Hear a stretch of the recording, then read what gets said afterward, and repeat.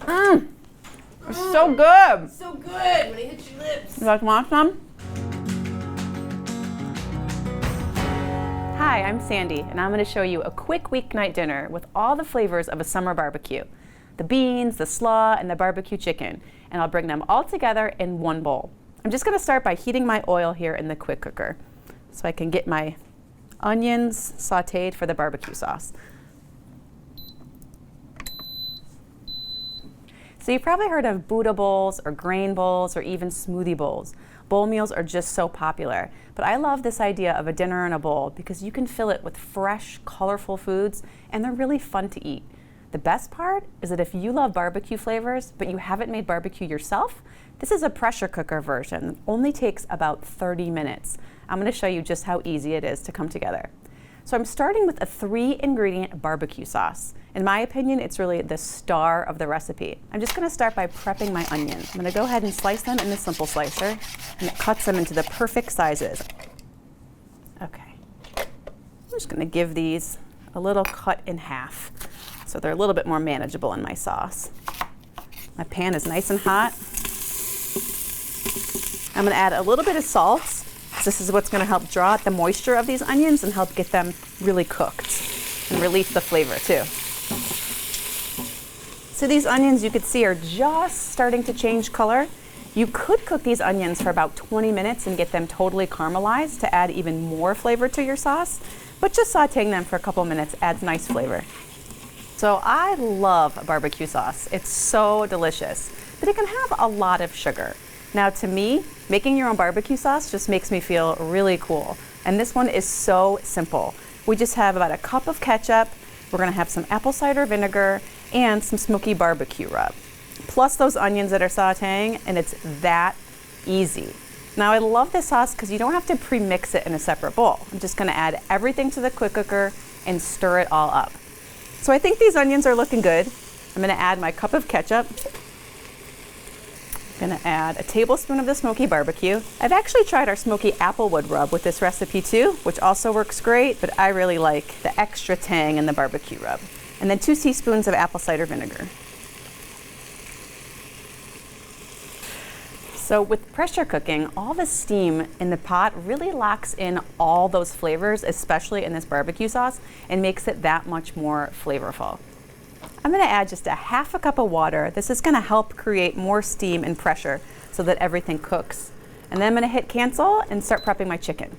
So you can use chicken thighs or chicken breasts in this recipe, but personally, I love chicken thighs. They're tender, they're hard to overcook, and they're generally more affordable than chicken breasts. You don't even have to season these thighs at all because all the flavor from the sauce seasons them perfectly. So now I'm going to prep my beans.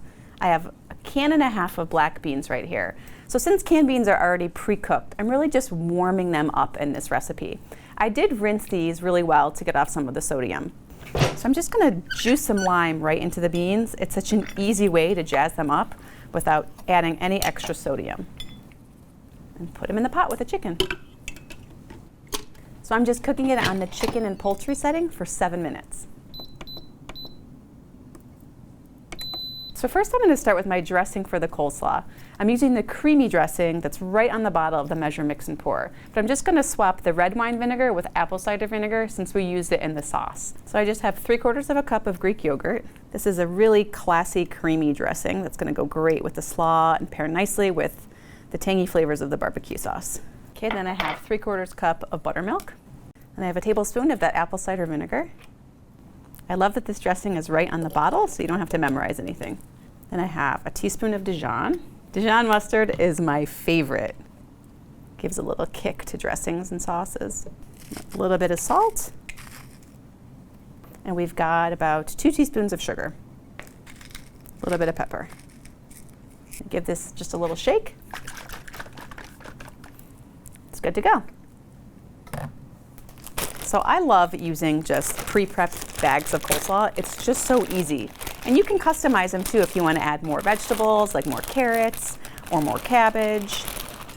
They're really just a great blank canvas. So I have about a can of pineapple tidbits. It's sort of an unexpected addition to this recipe, but I knew I really wanted to add pineapple to the recipe and I just couldn't find a good place to add it. And I thought, why not add it to the slaw? And it actually works really great. You drain the juice from the can because you don't want to water down the dressing. The pineapple actually makes the slaw really more beautiful, adds a little pop of color and nice texture. So cilantro is actually one of my favorite herbs. I love it so much. It adds so much freshness to so many different recipes. I'm using just about a cup of cilantro for this slaw. Now with cilantro, you don't have to be perfect when you're picking the leaves off the stem. If you get a couple stems in the mix, it's okay. They taste fine and they're not going to hurt you. Oh, this cilantro just adds the right amount of color to this slaw. Makes it even prettier. You only use about a half of this dressing. Keep the rest for later. This is smelling so fresh. I can't wait to try it with the chicken. So avocado is optional in this recipe, but honestly, I love to add it to just about everything. These avocados look really good. You know, when we create recipes, it's not just about the flavor. It's a lot about the presentation and the different texture. It's really fun to add different garnishes to make that plated recipe a little bit more special. So now that the chicken and the beans are ready, I'm going to go ahead and press cancel and release the pressure. So I'm going to remove this chicken to a bowl and just chop it up. It's okay if you get some of the onions in there. They'll get nice and chopped too. Okay. Then I'm going to turn my quick cooker to sear so I can reduce this sauce and thicken it up.